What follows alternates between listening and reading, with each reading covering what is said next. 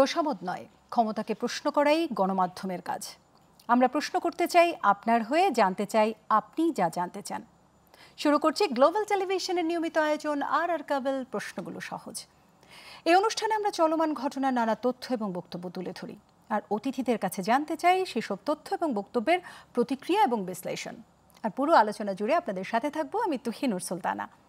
আমাদের আজকের বিষয় মানবতা নাকি রাজনীতির ঐক্য। আর এ নিয়ে আলোচনার জন্য আমাদের স্টুডিওতে উপস্থিত আছেন বাংলাদেশের কমিউনিস্ট পার্টির সাবেক সভাপতি মুজাহিদুল ইসলাম সেলিম। স্বাগত জানাচ্ছি আপনাকে। এছাড়াও আমাদের সাথে আছেন বিএনপি চেয়ারপারসনের উপদেষ্টা আব্দুল সালাম। স্বাগত জানাচ্ছি আপনাকে।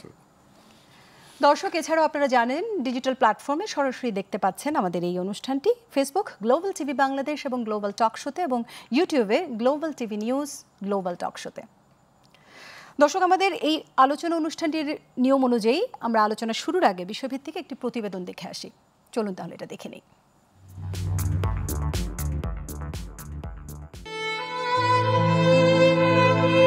যার যায় সে বুঝে কত ব্যথা তিলে তিলে দংশনে। যে আকাশ ফুঁড়ে ধেয়ে আসে বিমান, তার কোনো উত্তর নেই। বাতাসে ভেসে বেড়াচ্ছে হাজারো প্রশ্ন, যার একটি মৃত্যুর সঠিক হিসেব চাই। দুইটাই এই ক্লাসরুমে একদম স্পট ডেড, সবগুলো লোক মারা গেছে। কাল থেকে আজ পর্যন্ত 29 জনে আসছে, কিন্তু সংখ্যা এখন পর্যন্ত ধরা যায় 150-র উপরে আছে লাশের। সহপাঠী শিক্ষার্থীদের মতো একই প্রশ্ন জনতার, পাশাপাশি দেশের বড় রাজনৈতিক দলগুলোর শীর্ষ নেতাদেরও।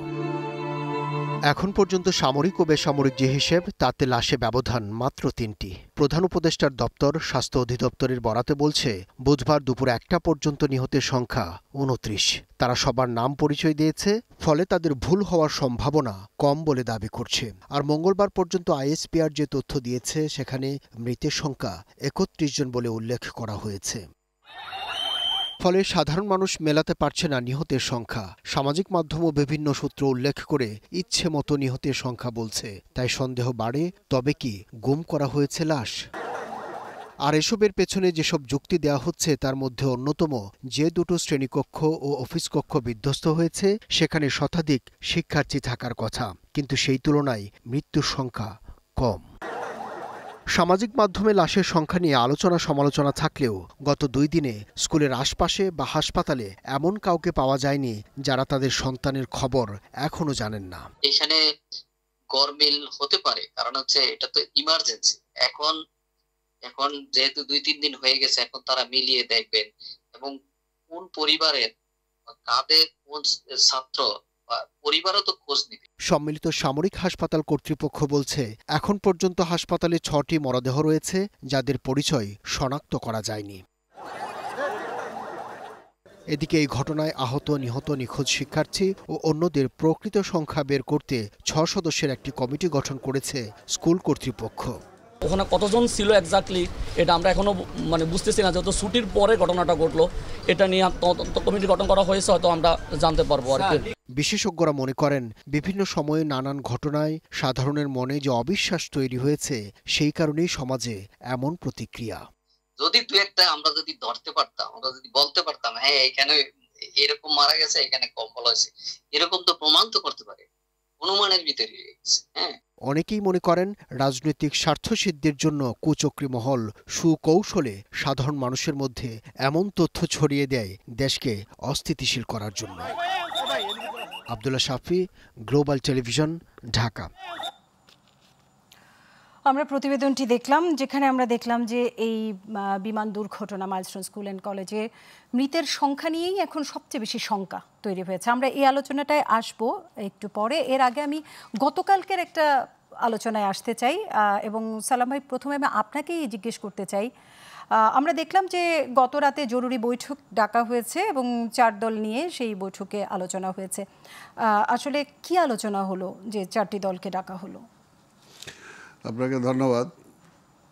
আমাদের রাজনীতিতে আমাদের বড় ভাই সেলিম ভাই, এবং আজকে যারা অনুষ্ঠান দেখছেন শুনছেন তাদের সবাইকে ধন্যবাদ। পাশাপাশি শ্রদ্ধার সাথে স্মরণ করি যে অগণিত শিশু কিশোর যারা আজকে আমাদের কাছ থেকে হারিয়ে গিয়েছেন, সেই মর্মান্তিক যে ঘটনা, সেটার জন্য দুঃখ প্রকাশ করি এবং তাদের আত্মার মাগফিরাত কামনা করি। যেটা আপনি বললেন, যেটা আসলে এই যে এই বসাটা অর্থাৎ ঘটনা ঘটার পরে কেন, আমরা তো এর আগে বারবার বলে আসছি এই সরকারটা আমরা আনছি। এই সরকার যদি প্রতিনিয়ত রাজনৈতিক দলগুলোর সাথে বসতো, তাদের সাথে পরামর্শ করত এবং কিভাবে দেশ পরিচালনা করা যায়, এবং যেটা আমরা বারবার বলে আসছিলাম যে তারা একটা রোড ম্যাপ যদি দিত যে তারা কতদিন থাকতে চায় এবং এই থাকার মধ্যে দিয়ে প্রায়োরিটি বেসিসে কী কী কাজগুলো তারা করতে চায়, আর সংস্কারের মধ্যেও কোন কোন সংস্কারগুলো তারা করতে চায়। কিন্তু এই পর্যন্ত এই ব্যাপারে তারা খোলামেলা কোনো বক্তব্যই দেন নাই। বারবার মনে হয়েছে যে তারা জিগজ্যাগ হয়েতে শুধু সময় ক্ষেপণ করেছে। এখন আমরা বারবার যে কথাটা বলেছি যে যেহেতু পরাজিত ফ্যাসিবাদ একেবারে শেষ হয়ে যায়নি, তার মাথা চলে গেছে, কিন্তু ষড়যন্ত্র দেশে রয়ে গেছে। কাজে অনেকেই চাবে না যে দেশের গণতন্ত্রটা ফিরে আসুক, গণতন্ত্রে উত্তরণ ঘটুক। সেই কারণে বিভিন্ন প্রতিবন্ধকতা আসবে, ষড়যন্ত্র হবে, এবং সেই ষড়যন্ত্রগুলোকে মোকাবেলা করার জন্য সবাইকে ঐক্যবদ্ধভাবেই করতে হবে। কিন্তু দেখা গেল যে কিছুদিন পর পর মনে হয় যে তারাই যথেষ্ট। এমনকি এমনও দেখা গেল যে রাজনীতিবিদ, রাজনৈতিক দলগুলোকে গতকালকে কি ঠিক এইগুলো নিয়েই আলোচনা হলো? না, এগুলো হলো প্রাসঙ্গিক নাকি এই যে আপনি যেটা বলছিলেন আন্দোলন দমনে কোনো মানে ছাত্রলীগ ঢুকে গেল কিনা সেই ব্যাপারগুলো নিয়ে? না, এগুলো তো এইগুলো যে আসছে, এটা আসাটাই যে স্বাভাবিক। আমরা তো আগেই বলছি যদি এটা সময় তারা বেশি নেয় তাহলে এই ধরনের আসবেই। এই ধরনের মানে তারা অবস্থা ক্রিয়েট করবে, যারা পরাজিত ফ্যাসিবাদের শক্তি যারা আছে, তাহলে হয়তো স্বাভাবিক। আর আরেকটা যে কথাটা বারবার বলে আসছি যে আমরা যারা আন্দোলনকারী শক্তি ছিলাম, আমরা তো একে অপরের প্রতিপক্ষ না। আমাদের প্রতিপক্ষ হলো ফ্যাসিবাদ, আধিপত্যবাদ। কাজে সেটার সাথে যুদ্ধবাদ দিয়ে মনে হলো যে একেবারে বিএনপির সাথে যুদ্ধ শুরু করে দিল। যে বিএনপি ক্ষমতায় যাইতেছে, ইলেকশন হইলেই কাজে বিএনপিকে ঠেকাও। এই যে একটা মানে প্রতিযোগিতা, এবং প্রতিযোগিতাও না, এটা একটা অশুভ প্রতিযোগিতা। এটা যখন শুরু করলো তখনই কিন্তু, এবং এই যে আজকে দেখেন ঘটনা যেটা ঘটলো সচিবালয় ভেঙে, এটা তো প্রথম না। এর আগে কারা শুরু করলো এটা? এই জন্য প্রথম থেকেই তো এই সমস্ত বিষয়ে সরকার খুব কঠিন থাকা উচিত ছিল। অশুভ ঘটনাগুলো ঘটছে বলে কি বিএনপিকে বা চার দলীয় দল, মানে যেমন কালকে শুধু 4টি দলকে সেখানে ডাকা হয়েছিল, এই প্রায়োরিটিটা হচ্ছে না? প্রায়োরিটি তো সরকারের প্রায়োরিটি, এটা তো আমরা বলে দেই নাই, তাই না? এটা আমরা বারবার বলছি রাজনৈতিক দলগুলোকে তার রাখা উচিত, অলওয়েজ কনফিডেন্সে রাখা উচিত। কিন্তু কখনোই তো করে নাই। ইভেন যখন একটা পরে প্রথম দিকে তো করলোই, কিভাবে করলো, উপদেষ্টা না করলো, পরের দিকে একটা যখন উপদেষ্টা নিয়োগ করলো, সাংস্কৃতিক উপদেষ্টা, সবার পক্ষ থেকে বললো কীভাবে করলেন, কি প্রয়োজনে করলেন, কেন করলেন, এটার রিপ্লাই তো কোনো দেয় না। এই সরকারের সবচেয়ে বড় এটাই, শুনে কিন্তু কোনো উত্তর তো দেয় না। এটাই হলো সবচেয়ে বড় কথা। আমি একটু সেলিম ভাইয়ের কাছ থেকে ঘুরে আসি। সেলিম ভাই, আমরা আজকে দেখলাম যে আপনারা ওয়াকআউট করেছিলেন আজকের সংস্কার কমিটির বৈঠক থেকে। ঠিক কি কারণে ওয়াকআউটটা করা? ধন্যবাদ। আপনি যেটা প্রশ্ন করলেন এটা খুব সিম্পল ব্যাপার। কালকে 4টা দল নিয়ে বসা হলো, এইটার ভেতর দিয়ে কি এইরকম একটা ধারণার ভিত্তিতে সরকার পরিচালিত হচ্ছে যে এই 4টা দল, তার ভেতরে আবার যুদ্ধবিরোধী একটা দল আছে। যুদ্ধবিরোধী শুধু না, 16ই ডিসেম্বর আত্মসমর্পণ দলিলে যেটা ইনস্ট্রুমেন্ট অফ সারেন্ডার, সেই কাগজও আমার কাছে আছে, আমি দেখাতে পারি।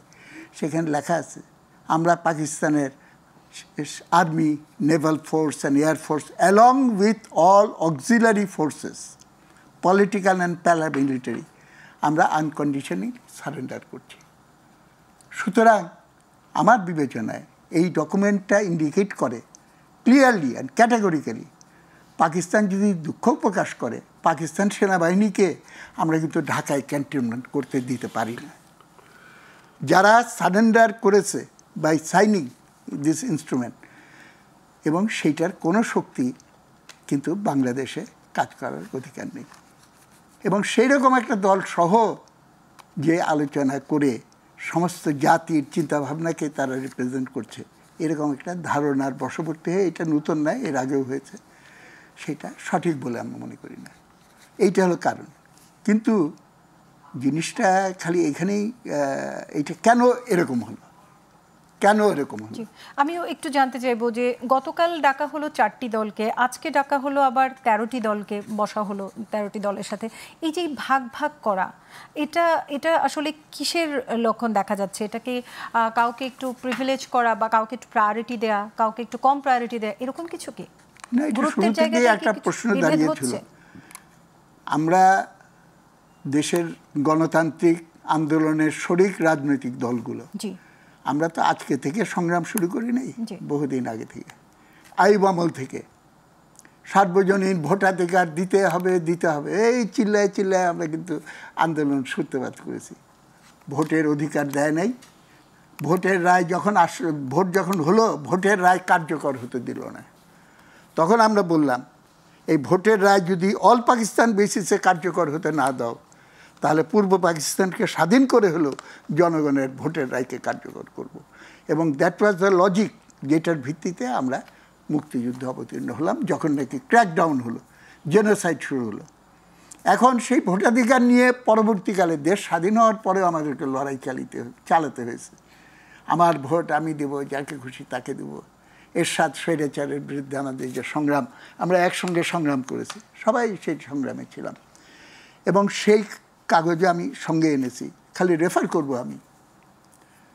এরশাদের বিরুদ্ধে সংগ্রামেও নানা সময় একসঙ্গে চলেছি, নানা সময় কিছু ভুল বুঝাবুঝি, বিরোধ সৃষ্টি হয়েছে, আবার একত্রিত হয়েছি 3 জোটের রূপরেখার মাধ্যমে।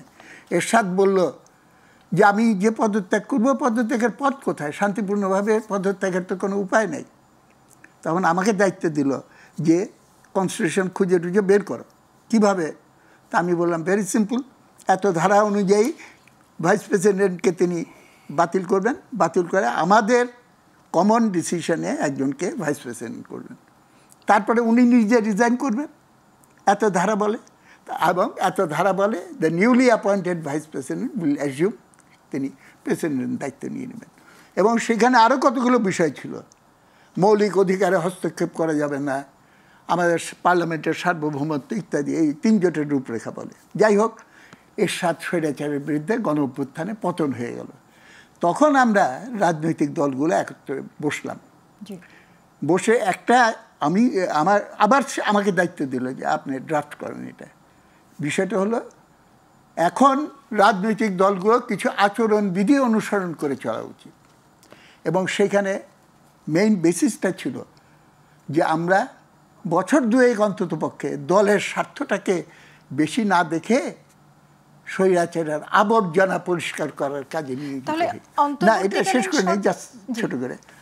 কিন্তু দুর্ভাগ্যের বিষয়, স্বৈরাচারের আবর্জনা পরিষ্কার করার বদলে বড় দল বলে কথিত দলগুলো, তারা আবর্জনা কে কার আঁচলে বেশি করে বাঁধবে সেইটাতে ব্যস্ত হয়ে গেল, যার ফলে আচরণবিধি হয়নি। এখন যে সিচুয়েশন দাঁড়িয়েছে, আমি মনে করি জনগণের ভেতরে রাজনৈতিক দল সম্পর্কে একটা অনীহা দাঁড়িয়ে গেছে।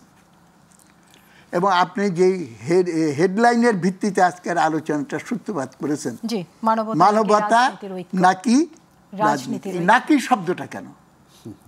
তার মানে এই সাবজেক্টের ভিতরে কিন্তু একটাকে আরেকটার বিরুদ্ধে উপস্থাপন করার চেষ্টা করা হচ্ছে। রাজনীতি এসেনশিয়ালি মানবিক এবং মানবতা এসেনশিয়ালি রাজনীতিকে ধারণ করে সেটা অগ্রসর হতে পারে, যদি সেটা সুস্থ রাজনীতি। কর্মকাণ্ডই কিন্তু মানবতার জন্যই হওয়ার কথা, হওয়া দরকার। কিন্তু দুর্ভাগ্যবশত আমাদের দেশের রাজনীতি 2 রকম এখন। একটা হলো হালুয়া রুটির রাজনীতি, আর একটা হলো আদর্শের রাজনীতি। দুর্ভাগ্য যে আদর্শের রাজনীতিগুলো মার্জিনালাইজড হয়ে গেছে।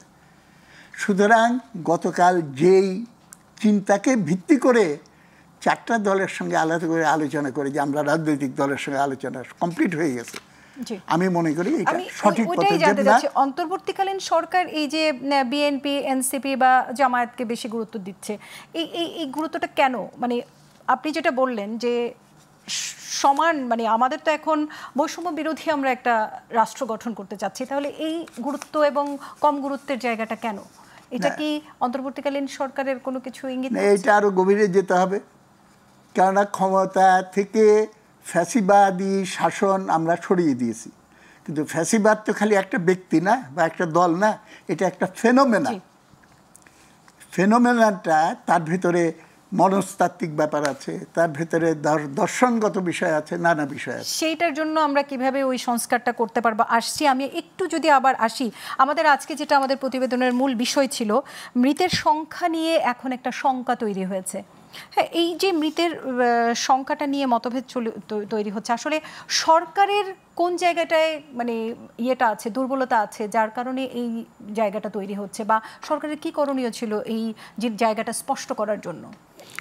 আসলে যখন বিশ্বাস অবিশ্বাসের প্রশ্ন আসে, আর যখন অবিশ্বাস হয়ে যায়, তখন কিন্তু আপনি যেটাই বলেন না কেন সেটাতে বিশ্বাস আসবে না, তাই না? আমরা তো দেখছি যে আন্দোলনের সময়, এবার না আগেও আমরা দেখছি, সে পাকিস্তান আমল থেকে শুরু করি, অর্থাৎ বাংলাদেশের নিউজ বা মুখ দেখার পরে যে বিবিসি কি বলে, অর্থাৎ এই ঘটনা এটা ঠিক মতো আসে নাই। তো এই বিষয় এটা যেটা বললে যে মৃত সংখ্যার ব্যাপারে এত কিছু তো ঘোরাঘুরি দরকার নাই, স্কুলেই তো থাকার কথা। স্কুলে কতজন ছাত্রছাত্রী আছে, তাদের মধ্যে কতজন এখন নাই, আর ওই দিন কারা উপস্থিত হয়েছিল তাদের তো ওই অ্যাটেন্ডেন্স আছে না, তো এটা না পাওয়ার তো কোনো কারণ নাই। কাজে এটা নিয়ে আবার এত করার কোনো কিছু আছে বলে আমার মনে হয় না। ওই যে বললাম যে কারণটা হলো ওইটাই, যে অবিশ্বাস যখন চলে আসে। আর বিগত 17টা বছর তো, যে আপনি যেটা বললেন যে মানবতা নাকি রাজনীতি, অর্থাৎ রাজনীতিটাকে এমন এক জায়গায় মুখোমুখি দাঁড় করাই দিছে যে রাজনীতিবিদরা বোধহয় মানবতা বলতে কিছু নাই। কিন্তু শেখ হাসিনা তো আর রাজনীতিবিদ ছিল না। শেখ হাসিনা একজন রাজনীতিবিদ হিসাবে তো ক্ষমতায় দলের প্রধান হয়েছিল, ক্ষমতায়, কিন্তু এরপরে তো সে স্বৈরাচার হয়ে গেছিল। অর্থাৎ যখন আপনার রাজনীতি থেকে মানবতা যখন বিদায় নেয়, তখন কিন্তু সেটা রাজনীতি থাকে না, তখন সেটা স্বৈরাচার হয়ে যায়, স্বেচ্ছাচার হয়ে যায়, অর্থাৎ যা ইচ্ছা আমি করলাম। তো সেটা তো আর রাজনীতি না। তো এই কারণে আজকের এই যে দেশের যে অবস্থাটা দেখেন, আজকে কত অল্প 1 বছর হয়েছে, এই 1 বছরের মধ্যে আজকে এই সরকারের উপরে মানুষের বিশ্বাস অবিশ্বাস কোথায় চলে গেছে। চলে যাওয়ার তো কথা না। কারণটা হলো যে তাদের অ্যাক্টিভিটিস, তাদের অ্যাক্ট। আজকে কেন বিভেদ হবে? আজকে বিরোধী রাজনৈতিক দলগুলোর মধ্যে আমরা তো বিভেদ করি নাই, আমরা তো বলি নাই বিএনপি হিসাবে আমি 1 নাম্বার দল, আমি ছাড়া অন্য করে রাখবা কেন, বা অন্য কার সাথে কনসার্ন করবা কেন। আমরা তো বলছি সকল রাজনৈতিক বিরোধী দলগুলোর সাথে তুমি আলোচনা করো, এবং সেগুলো যদি বারবার আমরা বলে আসছি ভেরি বিগিনিং, কিন্তু ওনারা মনে করছে এই কয়জনই সব। কিন্তু রাজনীতিটা বা দেশ পরিচালনা যে অত সহজ না, এটা তো আমরা সবাই বলি অতীত থেকে শিক্ষা না, তারা তো সেটা নিচ্ছে না বা নেয় নাই, এখনও নিচ্ছে না। তারা যদি মনে করে যে ডক্টরেট আছে একজন, ডক্টর ইউনূস সাহেব, আর তার অধীনে যারা আছে বাংলাদেশে এরাই সর্বশ্রেষ্ঠ, এর চেয়ে সর্বশ্রেষ্ঠ সরকারও কিন্তু আসছিল, কিন্তু তারা পারে নাই। ফাইনালি 111 হয়েছে দেশে, তাদের ব্যর্থতার জন্য 111 হয়েছে। তো কাজেই বলবো যে ব্যর্থতা থেকে ওইদিকে তাকায় দেখে শিখা নেওয়া উচিত।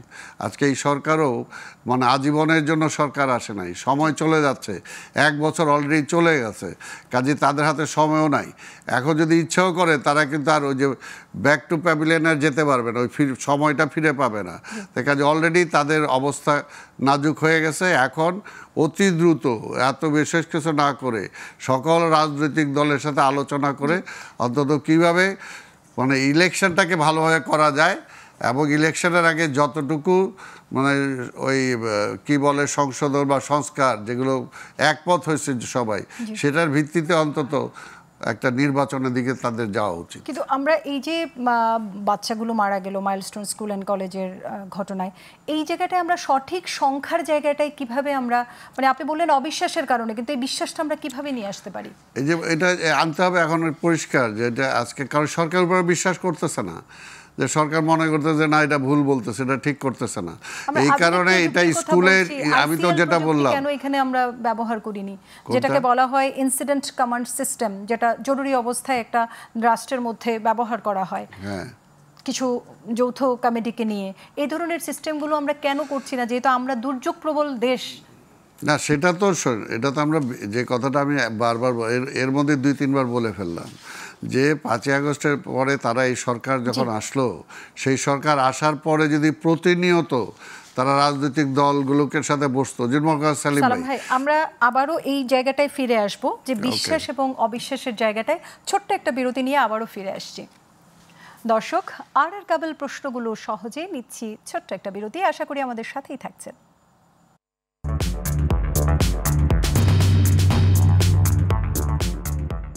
দর্শক, বিরতির পর আবারও ফিরে এলাম আর কাবেল প্রশ্নগুলো সহজে। আর আমাদের সাথে আছেন বাংলাদেশের কমিউনিস্ট পার্টির সাবেক সভাপতি মুজাহিদুল ইসলাম সেলিম এবং বিএনপির চেয়ারপারসন উপদেষ্টা আব্দুল সালাম। আমরা ফিরছি আলোচনায়। আমরা যে জায়গাটায় রেখে গিয়েছিলাম যে বিশ্বাস অবিশ্বাসের জায়গাটা, যেখানে আমরা মৃতের সংখ্যা নিয়ে যে শঙ্কার কথাটা বলছিলাম, আমি ওই জায়গাটায় আসবো। কিন্তু আমরা দেখলাম যে এই দুর্ঘটনায় যে পাইলট তৌকির, তাকে একটা রাষ্ট্রীয় মর্যাদায় সমাহিত করা হলো, কিন্তু এরকমভাবে এই দুর্ঘটনায় কিন্তু দুজন শিক্ষক মারা গেছেন। ছাত্ররা তো আমরা দেখছি প্রায় এখন পর্যন্ত 32 জনের মতো আমরা খবর পেয়েছি। তো এই যে তাদের কাউকে কিন্তু এভাবে সমাহিত করা হয়নি, এভাবে এই মর্যাদা দেওয়াও হয়নি। আমরা এই বৈষম্যহীন দেশে এটা কি একটা বৈষম্য কাজ হলো না আমাদের? হ্যাঁ, এটা একটা গুরুতর প্রশ্ন এবং সবার মনে এটা জায়গাটা খুবই স্বাভাবিক। তবে এটার কারণটা আমাদের বুঝতে হবে। এর কারণটা হলো, একটা কথা মনে রাখতে হবে, সমাজে যা কিছু হয় এবং রাজনীতি বলতে বিশেষ করে সেটা হলো অর্থনীতিরই ঘনীভূত প্রকাশ। ইংরেজিতে বলে politics is the concentrated expression of economics. অর্থনীতির সূত্রটা আমাদের ভালো করে বুঝতে হবে। সেই কাজটাই করা হবে যেটা অর্থনৈতিক স্বার্থ আমার পক্ষে, আমার শ্রেণীর পক্ষে আসে। এবং রাজনীতি কমার্শিয়ালাইজড হয়ে গেছে, রাজনীতি প্রদর্শনবাদের একটা ব্যাপার হয়েছে। আমি অনেক সময় ছাত্রদেরকে বলি, তোমাদের মিছিল লম্বার চেয়ে চওড়া হয় কেন বেশি? ওকে সামনে দাঁড়াইতে হবে, ছবি তুলতে হবে, এবং সেই ছবি যদি ভাগ্যক্রমে পত্রিকায় ওঠে তাহলে ওটা কাটিং করে রেখে দিতে হবে। যখন এনজিওর চাকরির জন্য যাবে, আমার অর্গানাইজিং ক্যাপাসিটি কত ভালো, এইটার একটা প্রমাণ হিসেবে সেখানে আসবে। সব কিছু কিন্তু হিসাব করে করা হয়। ওর জন্য এই যে নীতি নৈতিকতার ব্যাপারটা বললেন, উল্লেখ করলেন, এইটাও এখন কমার্শিয়ালাইজ মাপকাঠিতে সব কিছু কিন্তু হিসাব করা হয়। এইটা দিয়ে লাভ হবে না ক্ষতি হবে। ওর জন্য আমি একটু আগে বলছিলাম যে বাবনাস আচারের কারখানা তৈরি করেছিল পাকিস্তানের আমলে 22 পরিবারের একজন আদমজি। এই জন্য করে নাই যে বাঙালির স্বাদ বারুক, করেছিল যে ওইটাতে লাভ বেশি হিসাব করে, প্রফিটেবিলিটি। সুতরাং এটা সিম্পল ইকুয়েশন করে ফেলে। I touch the table, table touches the ground, so I touch the ground. Profit বেশি হলে মানুষের কল্যাণ হবে। পলাতক বলতে বাধ্য হচ্ছি আমি, এবং পতিত স্বৈরাচার এবং তার প্রধান শেখ হাসিনার সঙ্গে একবার আমার একটা বাহাস হচ্ছিল বাম দলের একটা বৈঠকে। সেলিম ভাই, আপনাদের খালি হোক না, কিছু লোকের হাতে টাকা জমু, এটা চুইয়ে পড়ে, ট্রিকল ডাউন ইংরেজিতে বলে, চুইয়ে পড়ে একসময় গরিবের কাছে আসবে। আমি যে গরিবের কাছে তা আসে না, টাকা চলে যায় সুইজারল্যান্ড, টাকা চলে যায় কানাডা, টাকা চলে যায় মালয়েশিয়া। বাজে রাখেন, আপনি খারাপটা খালি দেখেন। আপনি আমার সঙ্গে চলেন, বাইরে গিয়ে দেখবেন ফকিরও আজকে স্যান্ডেল পরে ঘুরে বেড়ায়। আমি যে হ্যাঁ, ফকিরকে স্যান্ডেল পরাইতে পারছেন, কিন্তু তার ফকিরত্ব তো ঘুচাইতে পারলেন না। এবং ভিক্ষা করার জন্য তো আমরা দেশে মুক্তিযুদ্ধ করি নেই এবং দেশকে স্বাধীন করি নেই। সবাই একটা লজিক বের করার চেষ্টা করে। এই যে একটু আগে বললাম আমি, ফ্যাসিবাদ খালি একটা ব্যক্তিকেন্দ্রিক না, একটা দল কেন্দ্রিক না, এটা একটা ফেনোমেনা। শেখ হাসিনার আমলে আইডিওলজি, শাসনের আইডিওলজিটা কী ছিল? দেশপ্রেম মানে দেশের উন্নয়ন। সেই উন্নয়ন কার স্বার্থে, কোন শ্রেণীকে সার্ভ করবে, সেই বিতর্কে আমি যাচ্ছি না। বড় বড় মেগা প্রজেক্ট করো মুখ করো, এটা উন্নয়ন। উন্নয়নের জন্য প্রয়োজন হলো স্থিতিশীলতা। স্থিতিশীলতার প্রয়োজন হলো, স্থিতিশীলতার জন্য প্রয়োজন হলো সরকারের ধারাবাহিকতা। তার মানে এটাকে স্লোগান করলে পরে দাঁড়ায় বারবার দরকার শেখ হাসিনার সরকার। তাহলে পরে দেখেন চিন্তাধারার লজিকটা কি দাঁড়ালো। শেখ হাসিনার সরকারের ধারাবাহিকতা বজায় থাকাই একটা শর্ত স্টেবিলিটির। এবং স্টেবিলিটি হলো শর্ত হলো ডেভেলপমেন্টের। কিন্তু আমরা সেটাই আমি আসছিলাম যে আমরা উন্নয়নের জোয়ারের কথা বলেছি, কিন্তু আজকে এত বড় একটা দুর্যোগে কিন্তু আমরা আমাদের যে অক্ষমতা সেটাই কিন্তু আমরা প্রমাণ পেল না। আমি বলছি এইটা লজিকটা আপনি বুঝেন। ওর জন্য stability of the continuity of the government বজায় রাখার জন্য একজন পুলিশ বা যে কেউ যদি 100 জন লোককে গুলি করেও হত্যা করে, এই থিওরি অনুযায়ী সেইটা একটা পেট্রিয়টিক কাজ, দেশপ্রেমিক কাজ। কেন কন্টিনিউটি অফ গভর্নমেন্ট রাখার জন্য এটা করতে হচ্ছে, এবং এটা উন্নয়নের প্রসব বেদনা। উন্নয়নের প্রসব বেদনা ছাড়া তো আমি উন্নয়ন করতে পারবো না। This is how things develop. কিন্তু কথাটা হচ্ছে যে একটা ফ্যাসিবাদের ছায়া থেকে দেশকে যদি মুক্ত করতে হয়, কোনো অন্ধকারকে অন্ধকার দিয়ে দূর করা যায় না, আলো দিয়ে দূর করতে হয়। কিন্তু এখানে কি ফ্যাসিবাদের কোনো ছিল? আমরা তৌকিরের সাথে এবং অন্যান্য না, আমি সেটা তো বলছি না। জি, দ্য ফেনোমেনা, দ্য সাইকোলজি, এবং এইটার ফলে পলিটিক্স যে রুগ্ন হয়ে গেল, তারা মিথ্যার আশ্রয় নিতে হয়। 100 লোককে, 1000 খানেক লোককে যদি গুলি করে হত্যা করতে পারে, তাহলে মিথ্যার আশ্রয় নিয়ে যদি সরকারের কন্টিনিউটি বজায় করে রাখার জন্য এসেনশিয়াল হয়, তাহলে সেটাও করবে। ওর জন্য কেউ কোনো সরকারি ভার্সনকে বিশ্বাস করে না। এই অবিশ্বাসের জায়গাটা হলো এইখানেই। ওর জন্য কোনটা নিউজ আইটেম হিসেবে সামনে দিতে হবে না দিতে হবে সেইটারও হিসাব কিন্তু অর্থনৈতিক স্বার্থের বিবেচনা করতে হয়। এবং অর্থনৈতিক স্বার্থ রক্ষা করতে হলে ক্ষমতা এখন এসেনশিয়াল হয়ে গেছে। ক্ষমতায় যেতে পারলে সবচেয়ে সুদৃঢ়ভাবে রাষ্ট্র ক্ষমতায় অধিষ্ঠিত থাকা যায়। এবং অনেকে ঠাট্টা করে বলতো, যদিও ঠাট্টা করে কিন্তু আসলে সত্য কথা, আমাদের দেশে এমপি সাহেবদের সম্পর্কে বলতে সবচেয়ে লাভজনক ব্যবসা হলো এমপিগিরির ব্যবসা। আমি আসছি সেলিম ভাই আপনার কাছে আবার। আমি একটু সালাম ভাইয়ের কাছে একটু জানতে চাইবো। আমরা দেখছি যে বিমান দুর্ঘটনার মাইলস্টোন স্কুল অ্যান্ড কলেজের সেই দুর্ঘটনার দিন থেকে কিছু মানে অনিয়ম তৈরি হয়েছে, সরকারের কিছু অনিয়ম নিয়ে কথা হচ্ছে, উৎকণ্ঠা তৈরি হচ্ছে, ছাত্র এবং অভিভাবকদের আন্দোলন দেখলাম।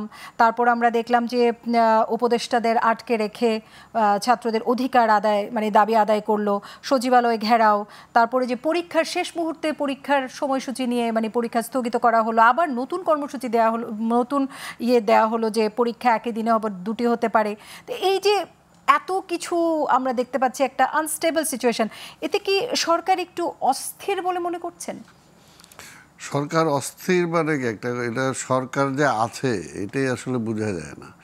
কারণ সরকার এটা একটা ম্যানেজারিয়াল ব্যাপার, অর্থাৎ আপনি টোটাল বিষয়গুলোকে ম্যানেজ করবেন। এখানে তো ম্যানেজই তো নাই। একটা বিষয় যে মনে করেন যে একটা ঘটনা ঘটছে, এটা পরবর্তী পর্যায়ে কী হতে পারে সেটার জন্য আমি মেজারমেন্ট কী নিতে পারি, সেটার জন্য তো আমাকে সেই কিছুগুলো করা। 2টা উপদেষ্টা কি ওইখানে কি সিম্প্যাথি জানানোর জন্য গেল? তারা তো যাওয়ার আগেই ঠিক করে যাবে যে ঠিক আছে এই ঘটছে, আমাকে এখন এই করতে হবে, আমি এই করতেছি, তাই না? তাহলে তার ওই পরের দিনের পরীক্ষা ভোর রাত 4টার সময় বন্ধ করতে হয় না। তার মানে কি? তার মানে তার সেই চিন্তাতেই নাই সেটা। যদি সে সেই তার সার্ভিসটার ব্যাপারে কমিটেড থাকতো, তাহলে তো আজকে অবস্থাটা হওয়ার কথা না। এর জন্যই বারবার আমরা বলতেছি যে দেখেন, রাজনীতিবিদদের সবাই সমালোচনা করে, কিন্তু রাজনীতিবিদদের প্রাথমিক একটা ইটাই যেটা যে মনে করেন যে দেশপ্রেম, মানবপ্রেম। আপনি যেহেতু আজকে ইটা আনছেন যে মানবতা না রাজনীতি, যার মধ্যে মানবতাবোধ না থাকে, বরং আমরা এখানে 2 জন আজকে এখানে আছি, হাফ প্যান্ট পরা অবস্থা থেকে রাজনীতি করিস। সেলিম ভাই আমার সিনিয়র, তাই না? তাদেরকে আমরাও রাজনীতিতে আসছি, কিন্তু আমরা তো যখন এই যে রাজনীতিবিদদের গয়ের হওয়ার সমালোচনা করে না, তখন আমি এটা নিতে পারি না। কারণ এই দেশটার জন্য যুদ্ধ করছি, দেশটা স্বাধীন করছি, এবং এখন পর্যন্ত সেই ইসের বিরুদ্ধে কিন্তু লড়াই করেই চলতেছি।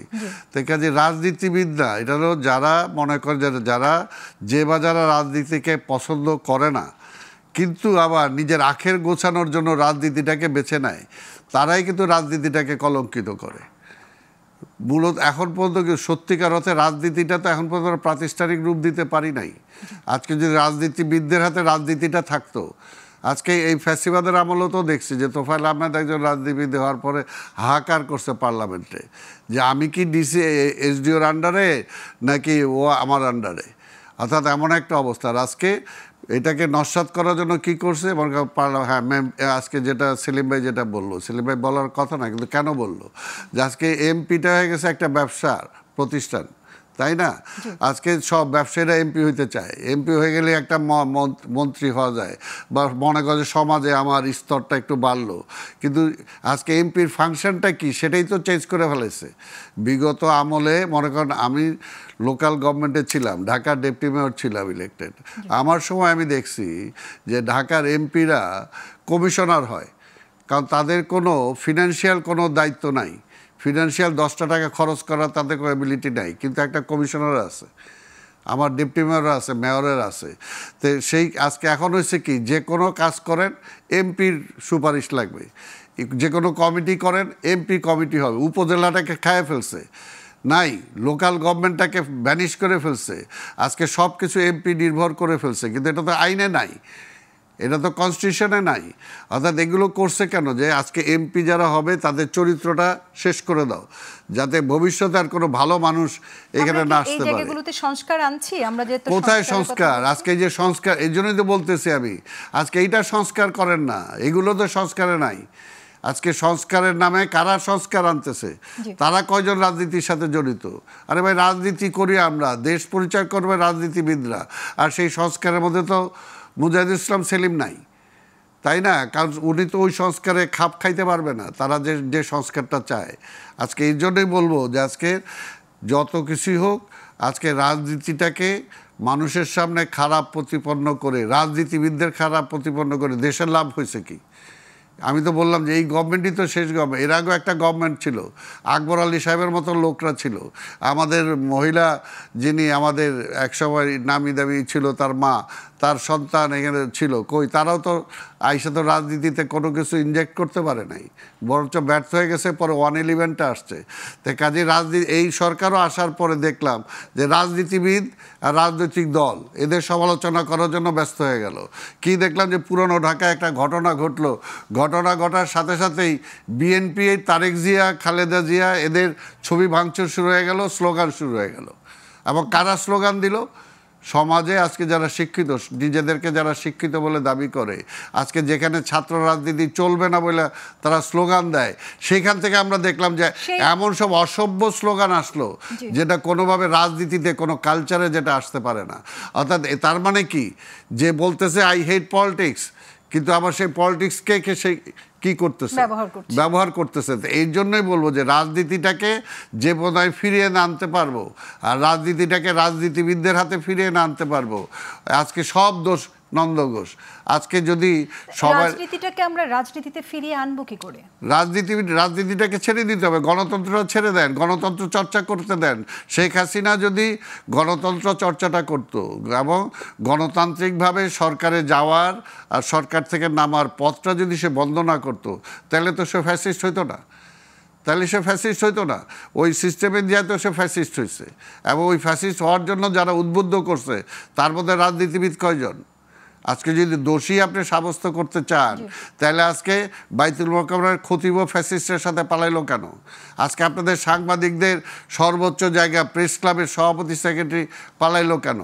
আপনি কি বলবেন এটা, তাই না? অর্থাৎ সমাজের টোটাল সব জায়গায় একটা অবক্ষয় নিয়ে আসছে, এবং এই অবক্ষয়ের দায় দায়িত্ব চাপাই দিতে চায় পলিটিশিয়ানদের সাথে।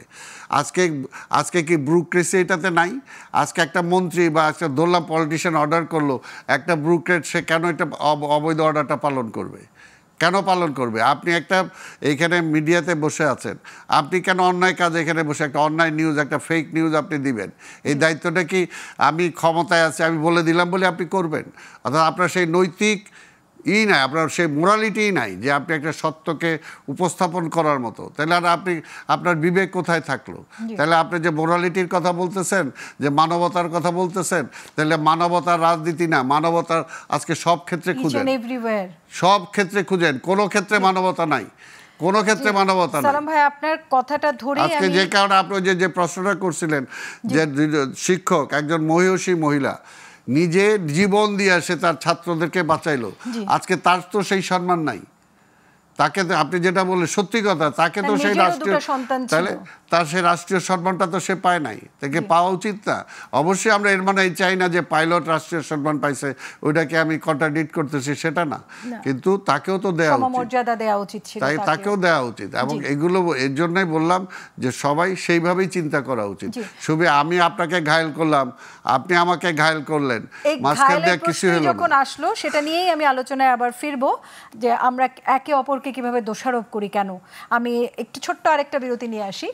দর্শক, আর কাবেল প্রশ্নগুলো সহজে নিচ্ছি আরও একটা বিরতি, আশা করি আমাদের সাথেই থাকবেন।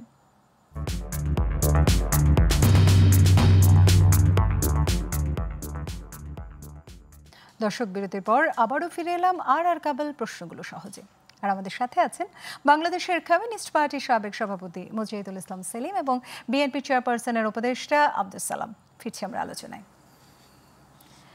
সেলিম ভাই, আমি আপনার কাছে আবার আসি। যেটা আমরা বলছিলাম যে একজনের উপরে আরেকজনের যে দায় চাপানো, আমরা দেখেছি এটা অতীতেও, যে আওয়ামী লীগ হলে বিএনপির উপরে, জামাতের উপরে দায় চাপানো। আবার এই যে প্রত্যেক দিন যে ঘটনাগুলো ঘটছে, আমরা আওয়ামী লীগের উপর দায় চাপাচ্ছি।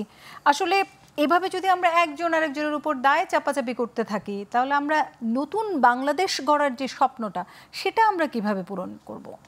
Very simple, very simple. আমাদেরকে ৭১-এর মুক্তিযুদ্ধের সময় যে স্বপ্ন মানুষ দেখেছিল, আমাকে সেইটাকে আঁকড়ে ধরে সেটাকে পুনরুজ্জীবিত করতে হবে। পুনরুজ্জীবিত কেন বলছি? কেননা এই স্বপ্নটা ধ্বংস করে দেওয়া হয়েছে। এবং কারা দায়ী? অনেকেই দায়ী। স্বাধীনতা বিরোধীরা ষড়যন্ত্র করেছে প্রথম দিন থেকেই, কিন্তু আমি বলবো আওয়ামী লীগ একটা বড় রকম দায় তার উপরে পড়েছে। কারণ আমাদের মুক্তিযুদ্ধের স্বপ্নটাকে সে কমার্শিয়ালাইজ করে এইটাকে তার ক্ষমতাকে চিরস্থায়ী করার একটা ইনস্ট্রুমেন্ট হিসেবে ব্যবহার করেছে।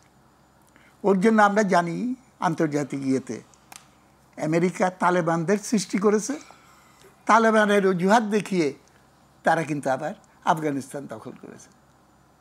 ওর জন্য যুদ্ধ অপরাধীদের টিকায় না রাখতে পারলে ওইটার কারণ দেখিয়ে আমার ক্ষমতাকে চিরস্থায়ী করতে হবে, এই যুক্তি তখন আর দেওয়ার সুযোগ থাকে না।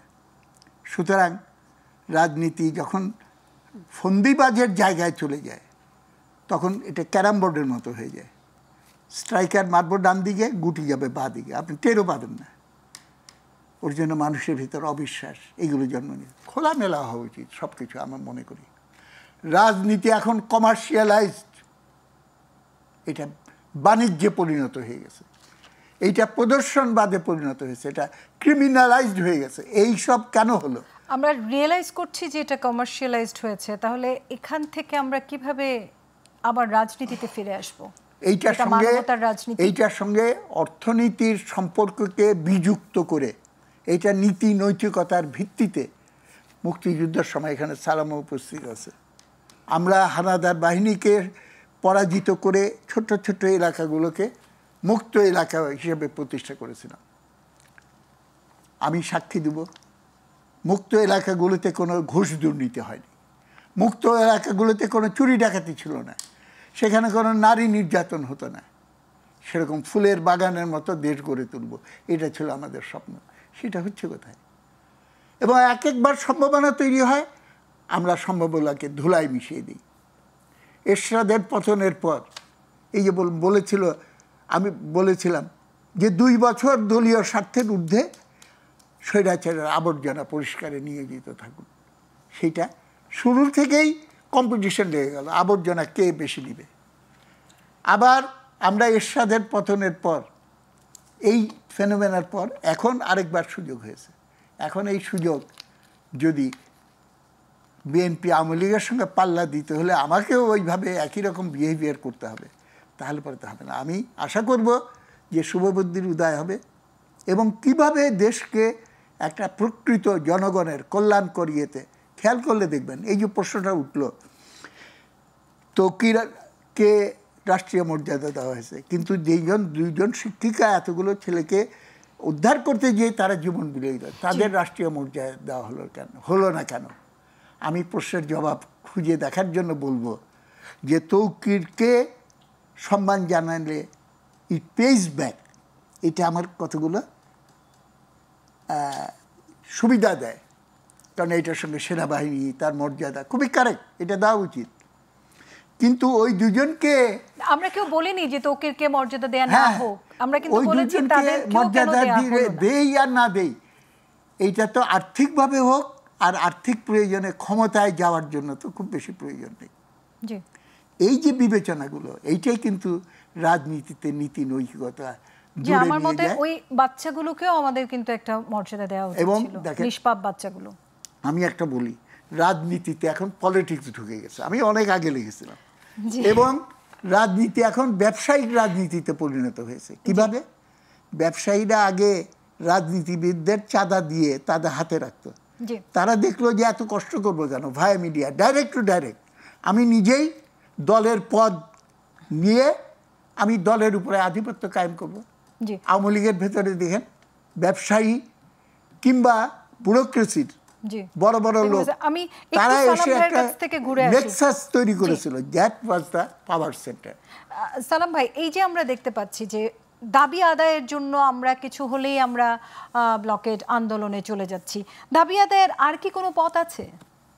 আমরা দেখলাম এই যে কিছুদিন মানে এই বাচ্চারা গতকালকেও যেটা করলো, অবরুদ্ধ করে আমাদের উপদেষ্টা মণ্ডলীকে তাদের দাবিটা আদায় করলো, আমরা আসলে দাবি আদায়ের কি আর কোনো পথ আছে কিনা? দাবি আদায় তো, অর্থাৎ সন্তানও কিন্তু যখন মানে কথা বলতে পারে না, তখন কিন্তু যদি ক্ষুধা লাগে সে কিন্তু কাঁদে, চায়, তো সেটার জন্য চাইতে তো হবেই। কিন্তু আন্দোলন সেটা হলো চাইতে হবে। কিন্তু এই সরকারের অধীনে যেটা বলবো, যে এই সরকার প্রথমেই উচিত ছিল, যেটা আমরা বলছি, যে আমার কাছে দাবি দেওয়ানো না, নির্বাচিত সরকার আসলে তুমি দাবি দেওয়ানো। তারা যদি প্রথমে এটা বলতো তাহলে কিন্তু এত কিছু তাদের কাছে আসার কথা না। কিন্তু তারা মনে যে সব কিছু ওয়াইড করে দিছে, এমনভাবে খুলছে যে এখন এটা সামালি দিতে পারতেছে না।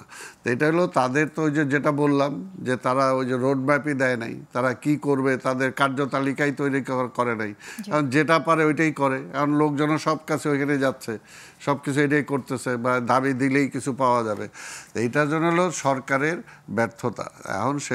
এখন এটার জন্য যেটা পরিষ্কার, যে আজকে দেখেন আমরা সেলিম ভাইও অনেকগুলো কথা বললো, আজকে রাজনীতিটাকে আমি যেটা আবার বলবো, যে এখানে সবচেয়ে বড় যেটা দরকার, যেন একটা মেধাবী লোক যেরকম সমাজকে কন্ট্রিবিউট করতে পারে, আবার সে সমাজকে ক্ষতিও করতে পারে তদ্রুপ।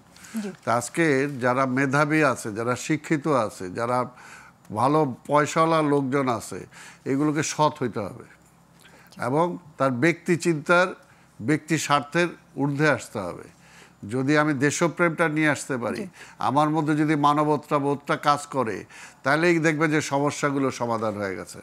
সমস্যা কিন্তু ওই বড় লোক বলেই বা শিক্ষিত লোকগুলো ওইখানে, সমস্যা কিন্তু সাধারণ মানুষের মধ্যে নাই। কিন্তু শুধু শিক্ষিত আর সক্ষম লোক কেন আমরা চাচ্ছি? প্রত্যেকটা জিনিসেরই তো ক্রিয়ার সাথে প্রতিক্রিয়া থাকবে। তাহলে তো আমি যে কোনো কারোর ক্ষেত্রে এটা ভাবতে পারি যে তার মধ্যে সততা এবং তার ওই জিনিসটাই আগে থাকতে হবে, মানবিকতা। এটা যে নিয়ন্ত্রণ করবে তার আগে সৎ হইতে হবে। আমি আমাকে একটা মনে করেন, আমি একটা গাড়ি চালাই, এই মেকানিজমটা আমাদের ঠিক কোথায় এটা বন্ধ করার মানে প্রতিবন্ধকতাটা কোথায়? প্রতিবন্ধকতাটা হলে নিজের মানে আমরা নৈতিকভাবে যে আমাদের অধপতন যেটা হয়েছে, এবং এই নৈতিক অধপতনটা যেটা আমি মনে করি, যে আসলে যেহেতু সেই স্বাধীনতার পর থেকে রাজনীতিটাকে আমরা স্টাবলিশ করতে পারি নাই, গণতন্ত্রটাকে স্টাবলিশ করতে পারি নাই, এবং স্বৈরতন্ত্রটা চলে আসছে, এবং এইখানে আধিপত্যবাদের শক্তিটা সবসময় আমাকে বাজার হিসেবে ব্যবহার করতে চাইছে বা করছে। সেই কারণেই কিন্তু আজকের এই অবস্থাটার সৃষ্টি হয়েছে। কারণ সে কখনোই চাবে না যে আমার মধ্যে সেই যে শক্তিটা সেটা প্রাধান্য পাক। তাহলে তো তার এখানে নষ্ট হয়ে যাবে, সে সেটা পাবে না। এই কারণেই সে আজকে এই যেটা গত 17 বছরে, আগেরটা যদি বাদও দিই, গত 17 বছরে মনে করেন যে আজকে আধিপত্যবাদী শক্তি আজকে আমার সেই নৈতিক যে জায়গাগুলো সবগুলোকে শেষ করে দিছে, মোরালিটিটা শেষ করে দিছে। একটা জাতির যদি আপনি শিক্ষাটাকে শেষ করেন, গত সরকার আমলে কি হয়েছে, আমার শিক্ষা ব্যবস্থাটা কোথায় চলে গেছে। আজকে যে ডাকসুর ভিপি ছিল এক সময় মোজাহিদ ইসলাম সেলিম, সেই সময় ঢাকা বিশ্ববিদ্যালয়ের র্যাঙ্ক কোথায় ছিল, আর আজকে এই সাউথ ইস্ট এশিয়ার মধ্যেও না খুঁজে পাওয়া যাবে না। অথচ আজকে আমরা কি দেখতেছি যে এখনও দেখেন যে আজকে এই সরকারের মধ্যে ছাত্রদের প্রতিনিধি আছে, অথচ শিক্ষার মধ্যে কিন্তু কোনো কমিশন হয় নাই, শিক্ষার ব্যাপারে কিন্তু কোনো কমিশন হয় না। আজকে দেখেন এই যে একটা বড় দুর্ঘটনা ঘটলো, এই বড় দুর্ঘটনাটা কেন ঘটলো এবং ঘটলে আজকে অবস্থাটা হইলো কেন, আজকে এটার জন্য কারণটা কি আমরা কি খুঁজতে চাচ্ছি। আজকে যে নগরায়ন যেভাবে হয়েছে, যেটা কোনো সিস্টেমেটিক হইতে ডেভেলপ করে নাই। পাকিস্তান আমলে আমার যে প্ল্যান ছিল এই ঢাকা শহরের, আমরা তো সেই প্ল্যান মানি নাই বা নিজেও একটা গ্রহণযোগ্য প্ল্যান করতে পারি না। ছোট্ট করে আমি জানতে চাইবো দুজনের কাছ থেকে, খুব অল্প সময় আমাদের হাতে, যে আমরা দেখলাম যে আমরা একটা মানে দুর্যোগের পড়ে গেলে আমরা অক্ষম হয়ে যাই, তাহলে এই যে এখন যে পরিস্থিতিটা মাইলস্টোন স্কুলের যে এটা, সরকারের এখন ঠিক করণীয় কি? সরকারের এখন এক কথায় জানতে চাই, এই সরকারের করণীয় এখন একটাই, যেহেতু এই সরকারের দ্বারা বুঝাই যাইতেছে যে সরকার আর কতটুকু করতে পারবে, কি করতে পারবে, কি দিতে পারবে, তাদের দেওয়ার কিছু নাই। এখন তাদের উচিত হলো একটা গ্রহণযোগ্য নির্বাচনের পথে তারা হাঁটা। সালাম ভাই, আপনাকে অসংখ্য ধন্যবাদ। খুঁজতে হবে জনগণের অসীম শক্তি এবং ক্ষমতার উপরে, জনগণকে দূরে ছড়িয়ে রেখে কিচ্ছু হবে না, সেটার প্রমাণ আমরা গণ অভ্যুত্থানের সময় পেয়েছি। সেলিম ভাই এবং সালাম ভাই, সেটার উপরে অবলম্বন করে আমাদের এগিয়ে যেতে হবে। ধন্যবাদ জানাচ্ছি। আমরা এখানেই শেষ করছি আজকের মতো। দর্শক, আজকের মতো এখানেই শেষ করছি আর কাবল প্রশ্নগুলো সহজ। আর এই অনুষ্ঠানটি পুনঃপ্রচার হবে আগামীকাল সকাল 7টায়। আর এই অনুষ্ঠানের নতুন পর্ব নিয়ে আমরা ফিরে আসবো আগামী রবিবার রাত 9টায়। সে পর্যন্ত সবাই ভালো থাকবেন, সুস্থ থাকবেন।